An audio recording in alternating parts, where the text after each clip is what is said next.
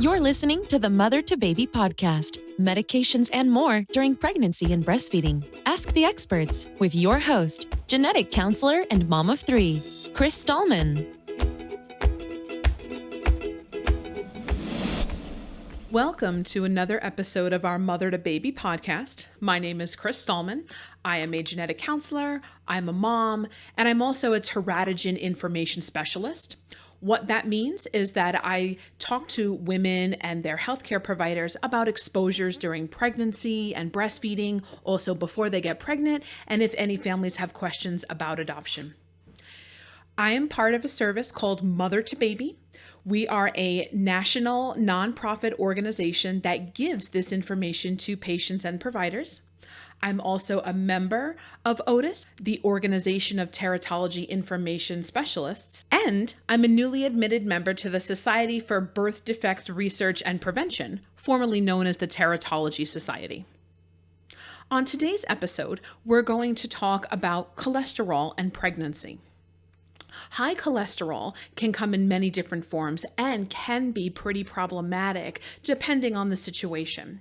So what we're going to do is talk to an expert in the field. But before we get to that, I would like to share a personal announcement, if I may. We have just welcomed baby number 4 into our family. So I'm still a mom, but instead of a mom of 3, I'm now happily a mom of 4. Today's guest is Dr. Gina Lundberg. She is an associate professor of medicine at Emory University School of Medicine and also is the clinical director of the Emory Women's Heart Center. She is a preventive cardiologist and she specializes in heart disease in women. She is a passionate supporter of cardiologists on social media, hosting 4 Twitter sites, and was named one of the top 10 women in cardiology on social media in 2017. She's active with the American Heart Association and the ACC prevention sections, also serves on the familial hypercholesterolemia and hyperlipidemia working group. She is a very, very busy lady. She is also a mom of 2. Dr. Lundberg, thank you so much for being with us today. Thank you, Chris, and congratulations on your new delivery. Thank you very much. I'm sure we have a lot to talk about. I know this is a really big topic, so we're just going to jump right in. Can you tell us a little bit about your work and the patients that you see and treat? Well, at the Emory Women's Heart Center, we take care of women from 18 to 99. A lot of what we do is focusing on healthy lifestyle and prevention, trying to avoid medications and interventions later in life. A large part of what we do is pre-pregnancy counseling for women who do have cardiovascular disease or at risk for some pregnancy complications, but we also work with them during labor and delivery, follow them postpartum. And then an important part of what we do is help women as they approach menopause to get a good assessment of their cardiovascular risk factors and also how they can reduce them. And then we follow women with all types of cardiovascular diseases, including valvular heart problems, heart failure, coronary artery disease, as well as genetic lipid problems such as familial hypercholesterolemia. And can you tell us a little bit more about that? I know that's a pretty big term. What does that mean exactly? Well, familial hypercholesterolemia, or what we call FH, because that's a mouthful, this is a specific genetic disorder. It's autosomal dominant, which means if you carry one of the genes, you will manifest the disease. You will have the really high cholesterol. It is thought of as being very rare in the past. In fact, at one point, way back in the dark ages when I was in medical school, we were taught, oh, this is 1 in 1,000, you'll probably never see it.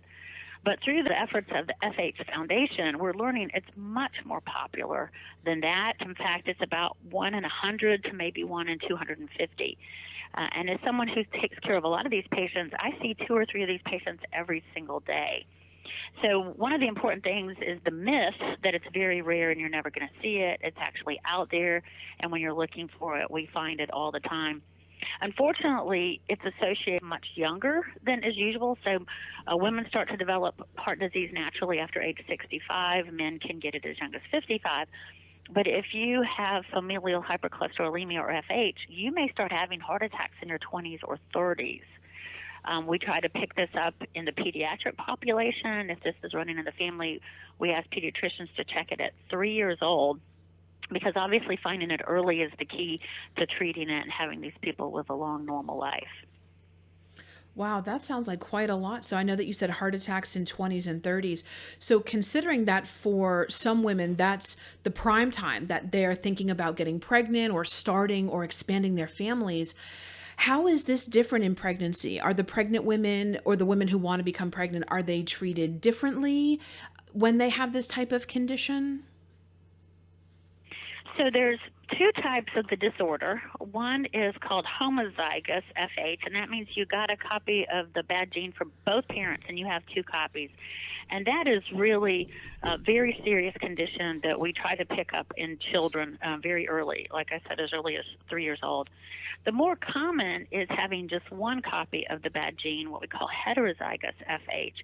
And in those people, they may be told in their teens or early 20s, oh, you have really high cholesterol, but most of the time it's thought to be due to diet, because a lot of teens and college-age kids are, eating pizza and hamburgers and cheeseburgers and French fries. It's important to know, though, that a cholesterol, LDL, that's the bad cholesterol, we call the low-density lipoprotein, above 160, even in a teenager, is way too high.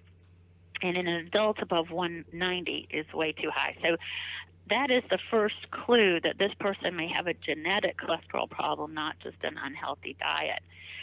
If you are a woman who is homozygous FH, hopefully that was picked up in your childhood, and then during your pregnancy, you're going to need what we call lipoprotein apheresis, which is a little bit like dialysis. It's a machine that cleans the cholesterol out of your blood. And hopefully that woman's already on treatment. During a normal, healthy pregnancy, a woman's cholesterol gets higher, and during breastfeeding it's higher because she's making a baby and she's producing milk to nourish this baby.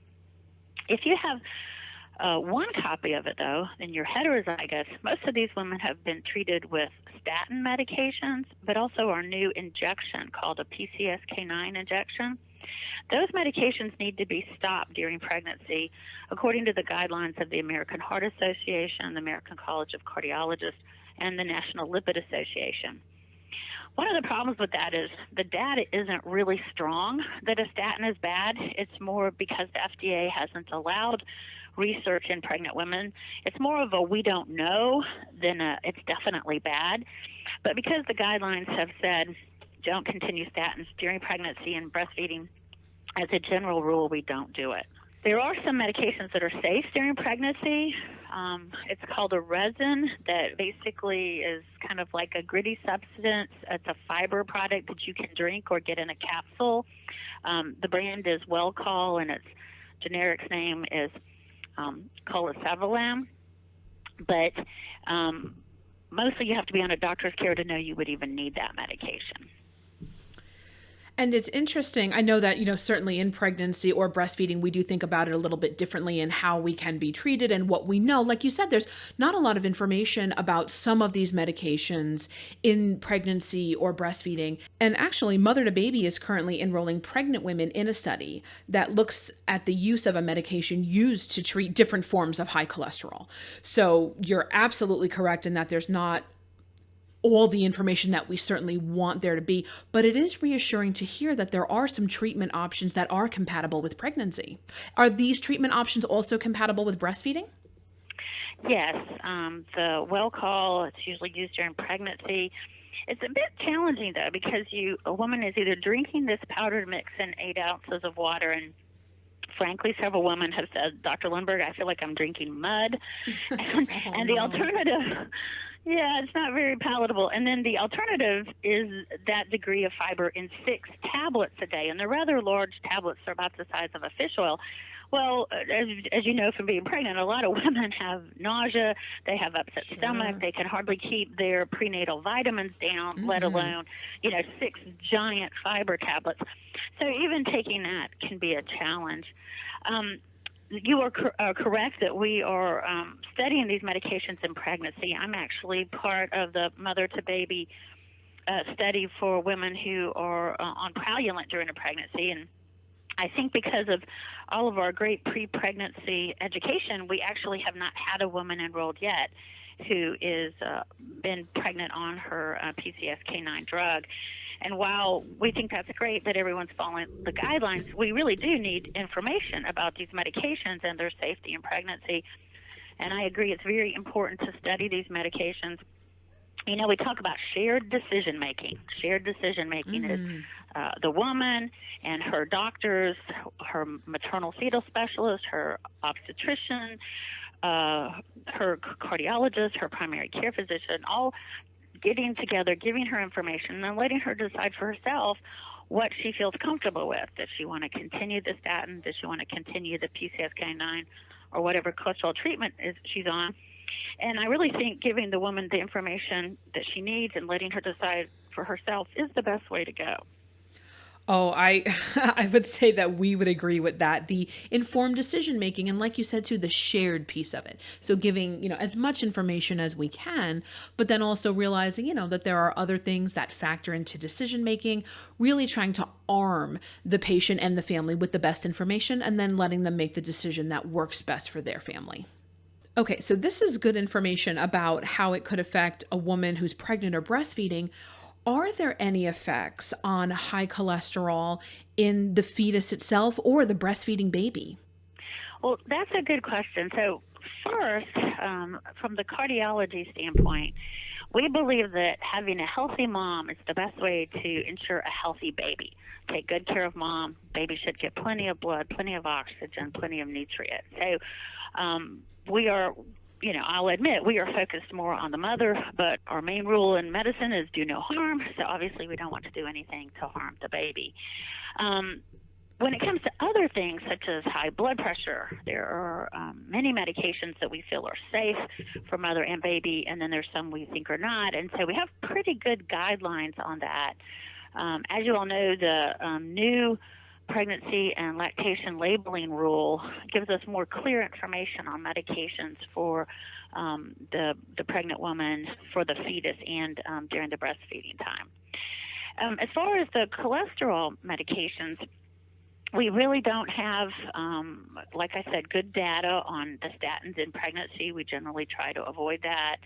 And using Well-Call, we believe, is safe during pregnancy and during lactation. In general, in a woman who has fairly normal cholesterol, we wouldn't even check it during pregnancy because it's definitely going to be higher. She's building a baby, and cholesterol is the building blocks of that.